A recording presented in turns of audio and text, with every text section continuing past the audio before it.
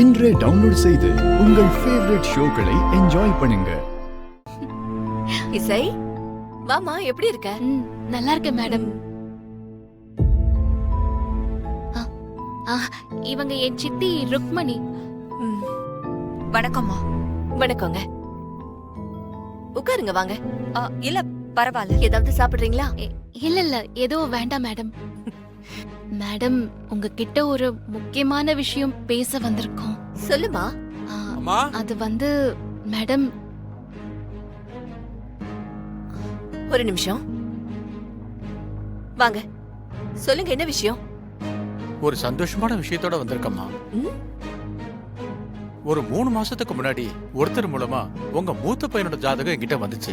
பொண்ணு பார்க்க சொல்லி அதை நிறைய பேருக்கு அனுப்பி வச்சிருந்தேன். இப்ப கோயம்புத்தூர்ல இருந்து ஒரு பெரிய தொழிலதிபர், அவர் பொண்ணோட ஜாதகம் உங்க பையனோட ஜாதகத்தோட ரொம்ப பொருந்தி இருக்கு. அதான் இந்த நல்ல விஷயத்த உங்ககிட்ட சொல்லிட்டு போலான்னு வந்தேன். சந்தோஷங்க.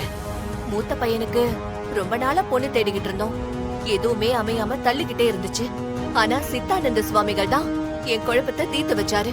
அப்படியா? அவர் என்ன சொன்னாரு? அவர் பட்டுன்னு தேங்காய் உடைச்ச மாதிரி சொல்லிட்டாரு. 2வது பையனுடைய ஜாதகம் தான் மூத்த பையனுடைய கல்யாணத்தை நடத்தும்னு. அவர் சொன்ன மாதிரி சின்னவன் ஜாதகத்தை பார்க்க ஆரம்பிச்சோம். தானா மூத்தவனுக்கும் அமைஞ்சிருச்சு. நாங்க கிளியரா முடிவெடுத்துட்டோம். அதாவது அக்கா தங்கச்சி ஜாதகமா 2 பேருடைய ஜாதகமும் ஒண்ணு அமைஞ்சா மட்டும்தான் கல்யாணத்தை பத்தி பேசணும்னு டிசைட் பண்ணிட்டோம்.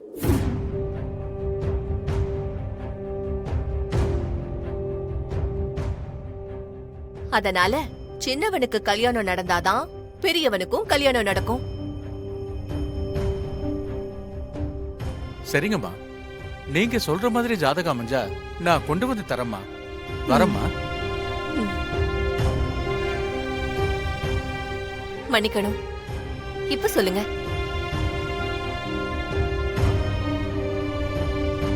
என்னம்மா இசை, ஏதோ சொல்லணும் தானே வந்தீங்க? ஒண்ணு இல்லங்க. 2 பொண்ணுங்களும் மாப்பிளைய பாக்கணும்னு சொன்னாங்க, பாத்துட்டாங்க. அதான் ஜாதகம் எப்ப பாக்க போறீங்கன்னு கேட்டுட்டு போலான்னு வந்தோம். நாளைக்கு எங்க குடும்ப ஜோசியரை பார்க்க போறோம். 2 பேர் ஜாதகத்தையும் பார்த்துட்டு அப்புறமா உங்களுக்கு சொல்றோம்.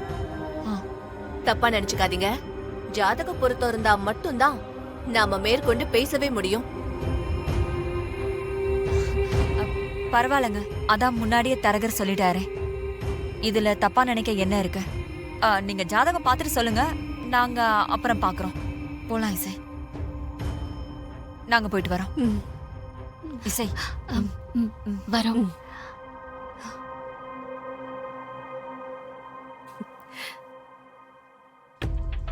எப்படியாவது என் பொண்ணு இந்த வீட்டுக்கு மருமகளா வருவான்னு பார்த்தா இப்ப இந்த இசை மூலமா செக் வச்சிருச்சேன். நான் இப்ப என்ன பண்றது? ஒண்ணுமே புரியலையே.